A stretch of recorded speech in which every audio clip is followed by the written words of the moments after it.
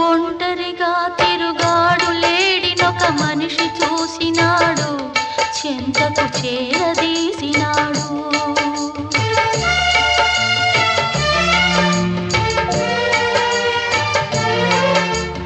అభమో శుభమో తెలియని లేడి అతనిని నమ్మింది, తన హృదయం పరిచింది.